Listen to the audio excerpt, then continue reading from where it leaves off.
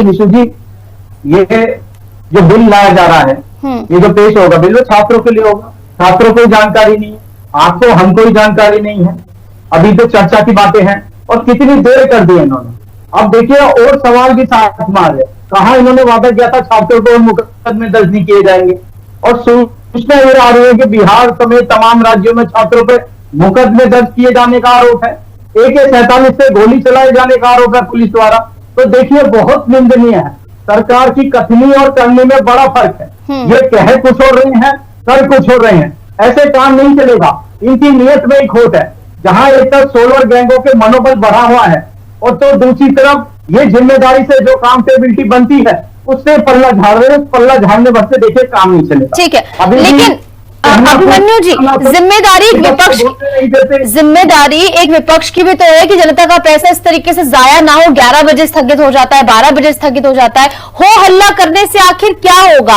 आपको ये सोचना चाहिए कि किसी तरह आप अपनी बात मनवा ले, जो कि आपने काफी हद तक मनवा भी लिए, माफी भी मनवा लीजिएगा बाद में। लेकिन इस तरीके से बार बार हो हल्ला करके अपनी सीट से खड़ा होकर क्या मिल जाएगा विपक्ष को, और क्या इससे जनता का फायदा हो जाएगा? मुझे बता दीजिए आज।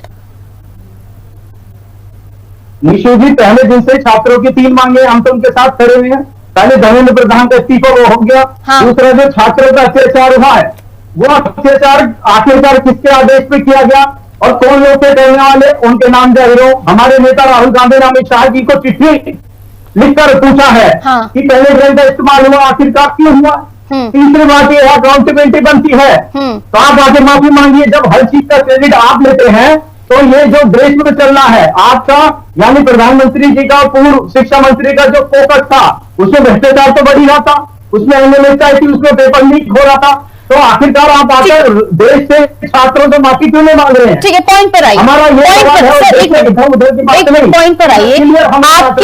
आपकी कुल मिलाकर पूरी धर्मेंद्र प्रधान की मेरी बात सुनिए, धर्मेंद्र प्रधान का इस्तीफा, पूरा माहौल बनाने का रीजन क्या था? क्या उसका मेन फोकस था कि छात्रों के लिए ऐसा प्रावधान आए कि दोबारा पेपर लीक ना हो? अब ऐसे में बिल आ रहा है तो उससे आराम से पास क्यों नहीं होने दिया जा रहा? मैं ये बार बार इससे पहले भी डिबेट्स में पूछ कर थक गई, क्या अब सदन की कार्रवाई चल पाएगी? कोई जवाब नहीं आता। लेकिन जवाब तो नहीं दिया, लेकिन दिखा ही दिया। तो भाजपा बताए ना, तो विपक्ष कर रहा है ना सर। नेता राहुल गांधी जी जो लीडर ऑपोजिशन है, अगर इन्हें 38% वोट मिलेंगे तो 62% लोगों के और तो लीड कर रहे हैं, उनके लीडर हैं। आप उनको बोलने नहीं देते, माइक बंद कर देते हैं। ये तो हम पर ही उल्टा आरोप लगा रहे हैं। सदन में आखिरकार चाहते जाए सदन से ले, हंगामा तो ये करो थे सदन में। ठीक है, ये जनहित के किसी मुद्दे पर इन्होंने कभी बात रखने की तो बात है। इन्होंने अभी तक माफी तभी मांगी। समझ में नहीं आता कि विपक्ष समझ नहीं पा रहा है या मैं पूछ नहीं। ठीक है, वो सदन में आके नहीं कह सकते। ठीक है भाई, छात्रों की जो आखिरकार उसका जिम्मेदार अब दिलीप